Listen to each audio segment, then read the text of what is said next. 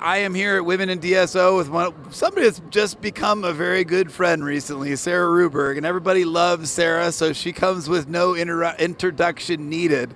But Sarah, I had one question for you. This is your second Women in DSO. Give us your review and tell us all the things that you've learned, the relationships. Talk about Women in DSO for you.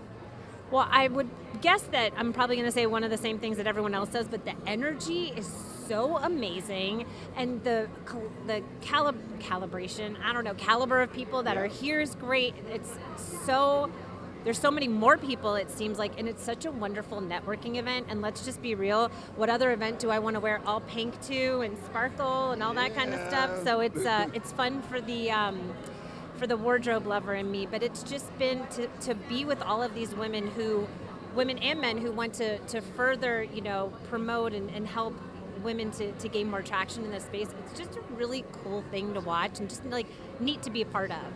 So, I noticed there's a lot of mentorship going on at this event, and, sometimes that word is misunderstood. I know you're a part of the mentorship that's going on here. Tell me about that. What an inspirational program. And so I went into it thinking, I'm going to be a mentor. Okay, great. I'm going to be able to help somebody, but I learned so much more about myself. And it was interesting. They were talking this morning about how there's a long list of mentees, wait list, but there's not enough mentors because we're afraid that maybe we don't have anything to give. And I actually asked somebody else, hey, you should be a mentor. And she's like, I don't know what I would help with.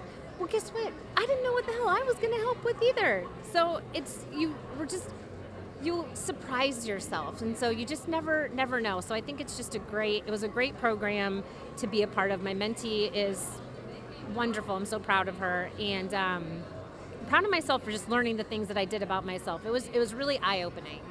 Let's talk about the logistics of it a little bit. You said you just have one mentee. How does the mentee-mentor relationship happen? What's the time commitment on both sides? Talk to me a little bit more about the intricacies of the program.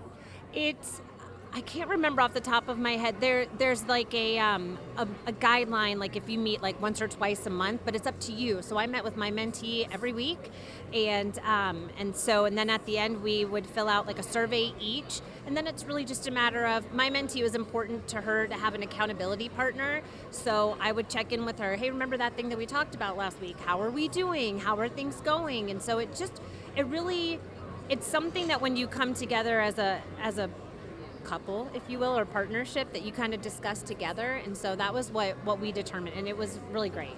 So a lot of flexibility in the program. It's interesting that you say that, because I've been both a mentee, but I've been a mentor more, especially with startups and technology and dental companies. And I've actually learned more as a mentor than I did as a mentee.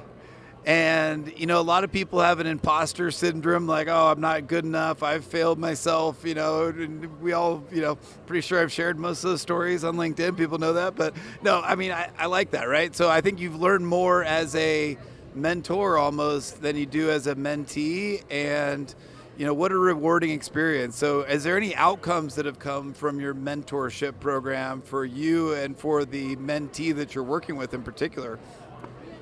I really encouraged her to build her personal brand, because let's face it, that's what I encourage everybody to do, because I think it's important.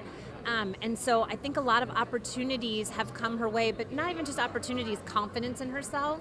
And for me, just talk about imposter syndrome, guilty of that for sure. And it just kind of reassured me and gave me more confidence that I might not always have my stuff together, but being able to help somebody else, it's just really... So if anything, what's come from it for me is a more self-confidence in myself to be an entrepreneur and a leader.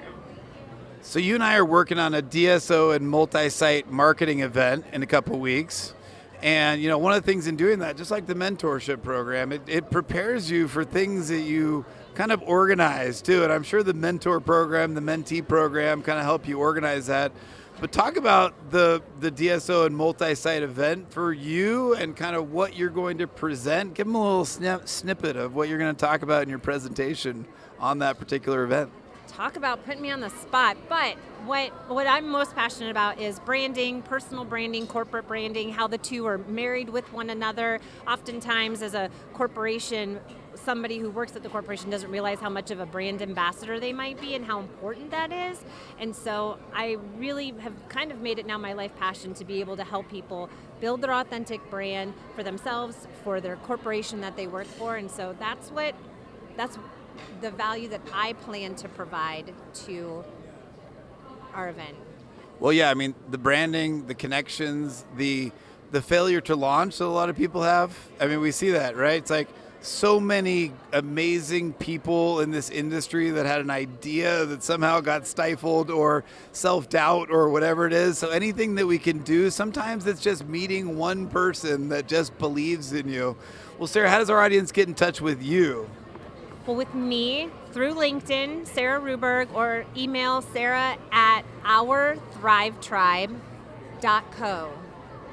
All right. Great to see you. Thanks for everything. Thanks for all that you do for the industry.